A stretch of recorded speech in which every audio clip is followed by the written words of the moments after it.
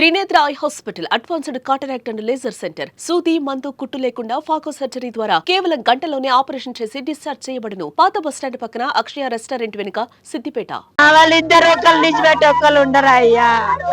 వద్దంట అంటే వచ్చిర్రు, ఆడత్త అంటే ఆమెది బర్త్డే మా కోడలు అయ్యా.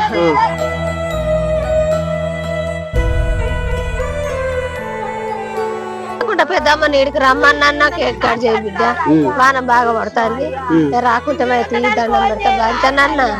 అయితే అద్దంటన్నవా అన్నది. అద్దంటన్నవా అని కాదు బిడ్డ, నువ్వు వాడు ఉండు వాన కొడుతుందన్నా.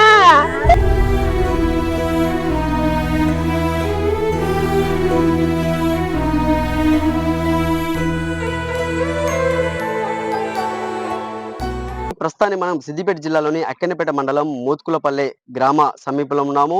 నిన్న రాత్రి ఒక విషాదకరమైనటువంటి సంఘటన ఈ గ్రామంలో జరిగింది. బీందేరుపల్లి మండలానికి చెందినటువంటి ప్రణయ్, కల్పన ఇద్దరు కూడా దాడుతుండగా కూడా నీటిలో కొట్టుకుపోయినట్టుగానైతే తెలుస్తుంది. ప్రస్తుతం అయితే మనం ఇక్కడ వాళ్ళు కొట్టుకుపోయినటువంటి వాగు వద్దనైతే ఉన్నాం. చూడొచ్చు, ఇక్కడికి అక్కడ గ్రామం నుంచి కూడా ఇదే వాగులో కూడా వాళ్ళు కొట్టుకొచ్చినట్టుగానైతే ఆనవాళ్ళు అయితే కనబడుతున్నాయి. ఇంకా మనం ముందడికి వెళ్ళి చూడొచ్చు, అక్కడ బైక్ కూడా కనపడుతున్న పరిస్థితి అయితే ఉంది. ముంగడికి రండి. ఇంకా ఇక్కడ వాళ్ళ బైక్ ఇక్కడ కొట్టుకోవచ్చు కూడా ఇక్కడ ఆగిన పరిస్థితులు కనబడుతున్నాయి. అంటే వాళ్ళు చూడొచ్చు, ఇక్కడ విజువల్స్ చూపిస్తున్నారు చూడండి.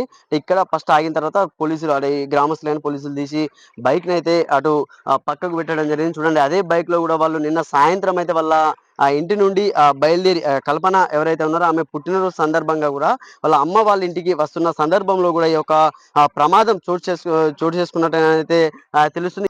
జన్మదినం సందర్భంగా ఉదయాన్నే కూడా ఒక గుడికి తీసుకువెళ్ళి పూజలు చేసిన తర్వాత వాళ్ళ అమ్మ వాళ్ళ ఇంటికాడ అక్కెన్నపేటలో కేక్ కట్ చేయించేందుకు కూడా తీసుకొస్తున్న తరుణంలో, అంటే వరద ఉధృతిని అక్కడ ఉన్నటువంటి బ్రిడ్జి వద్ద కూడా అంచనా వేయలేనటువంటి దంపతులు దాటే ప్రయత్నంలో కూడా ఇక్కడ వీళ్ళు తెల్లం తయారనేది మాత్రం తెలుస్తుంది. అసలు ఏమైంది, మీ కొడుకు పొద్దున ఏం చెప్పిండు, అసలు ఎటు పోతానని చెప్పిండు? అయ్యా గుడికి పోతున్నారా అయ్యా. అయ్యా ఆమెది బర్త్డే మా కోడలు అయ్యా. స్నానం చేసుకున్నారా అయ్యా, గుడికి పోయినరా అయ్యా, వచ్చిండ్రా అయ్యా. మళ్ళీ ఇంటికాడ బట్టలు వేసిండ్రు, నేను ఆఫీస్కి పోయినా అయ్యా, గంతే అయ్యా. మళ్ళా సాయంత్రం వచ్చే వరకు అయ్యా వాళ్ళ అత్తగారింటికి వేరు అనుకున్నా అయ్యా. నా అత్తగారింటికి పోలేదట అయ్యా. వాళ్ళకి ఫోన్ చేస్తే నన్ను చుట్టాల కాడ ఉండొచ్చా అయ్యా అని అందరికి ఫోన్ చేసినావా అయ్యా. ఎక్కడ లేరు అన్నారా అయ్యా. బండికి ఇక్కడ ఉన్నది అన్న వాళ్ళు వచ్చినావా అయ్యా.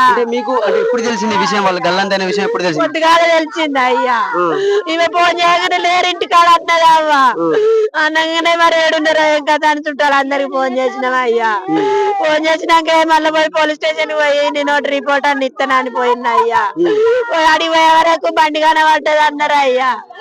ఇక దెబ్బ బండి మీద వచ్చినవా అయ్యా. 5 సంవత్సరాలు అవుతుంది అయ్యా.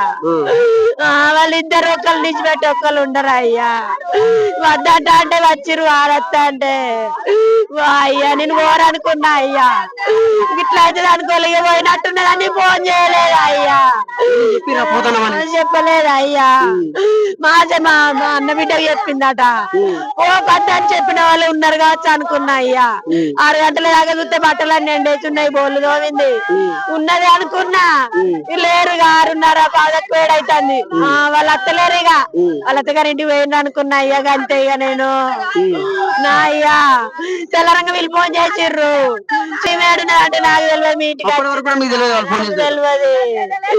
మేము ఇంటికి వచ్చిర్రు, బట్టలన్నీ ఇడిచి వచ్చింది. నేను బట్టలన్నీ విండేసిన, మీ ఇంటికి వచ్చింది నాకు తెలియదు అని అన్న అయ్యా.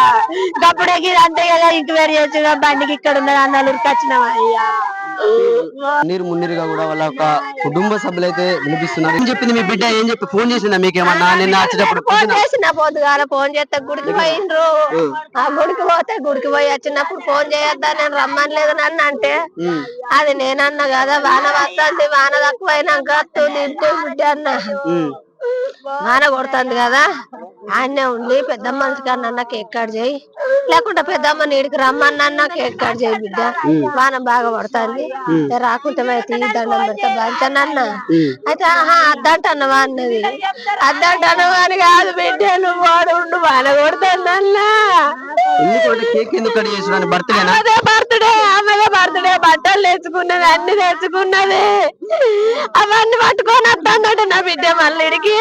నా బిడ్డ ఏం చెప్పింది ఆఖరికి ఏమన్నా మాట్లాడిందా మీకు? అంటే ఇంటికాంచెలు బయలుదేరే ముందు ఫోన్ చేసి బయలుదేరినప్పుడు ఫోన్ చేయలే, ఇక ఫోన్ చేస్తా లేపుతలేదు. 2 సార్లు చేస్తే రాద్దాని అన్నది కదా, తెలియకుండానే పోవాలనుకున్నది. మా అక్క ఫోన్ చేసినప్పుడు బస్ స్టాండ్ ఉన్నారట. ఇకంతే నాకు ఏ తెలియదు. నేను రాత్రి నుండి ఫోన్లు చేస్తే ఇద్దరు వెళ్తలేవు అయ్యా. అడుగుతలేను ఇక నేనే ఫోన్లు చేసి పొద్దుగాల పెద్దమ్మ కన్నా చెయ్యి, పెద్దమ్మకు దగ్గర పోవచ్చు, సిగ్నల్ లేవు కావచ్చు. ఫోన్లు రాత్రి బంద్ అయినాయి అని మళ్ళా సిగ్నల్ కోసం పొద్దుగాల సిగ్నల్ వచ్చినాక చేసిన అక్కకి చేస్తే అక్కుండి పొద్దుగా లేచినాక అత్తది కావచ్చు, పండుకోవచ్చు అని. మళ్ళా పోయి చూసి వచ్చినాక లేరు అన్నాక అప్పుడు మళ్ళా పోయి అందరికి ఫోన్లు చేస్తాను నా బిడ్డ కొరకు. వాళ్ళ కుటుంబ సభ్యులు కూడా ఉన్నారు. అంటే అక్క ఏం చెప్పారు మీతోనే ఏమైనా మాట్లాడారా బయలుదేరే ముందు? అక్కడ మీతోనే కలిసి ఉన్నారట ఇంటి దగ్గర. అయితే వాన కొడుతుంది, వాన తగ్గినాక పోతామని అన్నారు. వాన తగ్గినాక పోతానంటే నేను ఇక మా ఇంటికి వెళ్ళిపోయినా. వర్షం తగ్గలే. 4 దాటినాక కొంచెం తక్కువ అయింది. ఆ తక్కువ అయినప్పుడే వాళ్ళు వెళ్ళిపోయినట్టున్నారు.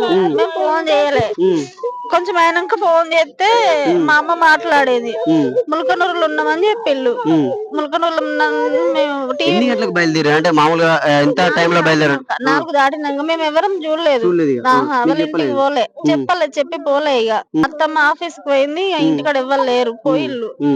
మేము చూడలే వాళ్ళు పోయింది కూడా. కానీ ఫోన్ చేస్తేనే ములకనూరులో ఉన్నామని చెప్పిళ్ళు. చెప్తే ఇక పోతాళ్ళు, బస్ ఎక్కి పోతామని చెప్పిళ్ళు నాతో ముందే. బండి బస్ స్టాండ్ లో పెట్టి బస్ ఎక్కి పోతామని అన్నారు. ఇక ములకనూరులో ఉన్నారంటే పోతాళ్ళని మేము అనుకున్నాము. ఇక ఫోన్ చేయలేము.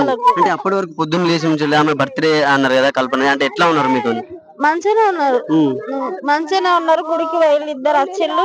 ఇంటికాడ ఎవరు లేరు, నేనే ఉన్నా వాళ్ళతోటి. మంచిగానే ఉన్నారు, తిన్నారు, రెడీ అయ్యి ఉన్నారు. బ్యాగ్ చదురుకున్నది, చెప్పింది బ్యాగ్ చదురుకున్నారా కానీ వాన వెలిసినాకనే పోతామని అన్నది. ఎప్పుడు వెళ్ళో చెప్పలే, మళ్ళా పోతామని ఫోన్ చేయలేదు. మార్నింగ్ తెలిసి వాన వస్తుంది కదా అని మేము ఫోన్ చేయలే. ఇక వాళ్ళకు అక్కడ పోతారు కదా అని చేయలే. మా పిన్ని ఫోన్ చేస్తే పొద్దున బస్సుకు పోయిల్లు అనుకున్నాం. వాన వెలిసినాక నేను 5 గంటలకు ఫోన్ చేసినాం. టీవీలో బ్యాలెన్స్ చేస్తామని ఇంటికాడ వచ్చిన చేస్తే అత్తమ్మ బస్ స్టాండ్ ఉన్నా ములకనూరులో అన్నాడు. ములకనూరులో ఉన్నాను అంటే వాళ్ళు అక్కన పాటకే పోతానని పొదటిసారి అనుకుంటే బస్ స్టాండ్ లో పెట్టుకొని బండి పోవచ్చు అనుకున్నాం. అనుకోని మేము చేయలేదు. అదే ఆఖరి ముచ్చట బ్యాలెన్స్ చేస్తాను అన్నాడు. ఓ అయ్యా బ్యాలెన్స్ సిగ్నల్ వచ్చినాక ఎత్తాను అన్నాడు. కానీ ఒకటే ముచ్చట మా కల్పనకు ఫోన్ చేస్తే అవి ఎత్తలు ఆయన ఎత్తాడు. మేము బస్ స్టాండ్ ఉన్నాం అన్నాడు. ఒకటే ముచ్చట అన్నాడు. ఇక అంతే. పోలీసులు కూడా అంటే ఫైర్ సిబ్బందితో కానీ రెస్క్యూ టీం గజీతాలతో కూడా ఇక్కడ వాళ్ళను వెతికేందుకు కూడా ఇక్కడ ముమ్మర ప్రయత్నాలు అయితే చేస్తున్నారు. అంటే గ్రామస్తులు కూడా వాళ్ళకి సహకరిస్తున్నారు. అంటే ఏదేమైనా కూడా ఒక తుఫాన్ అనేది కూడా ఒక ఇరు కుటుంబాల్లోనైతే ఒక విషాదం నింపిందని చెప్పుకోవచ్చు. కెమెరామ్యాన్ శేఖర్ తో సతీష్, సుమన్ టీవీ, సిద్దిపేట.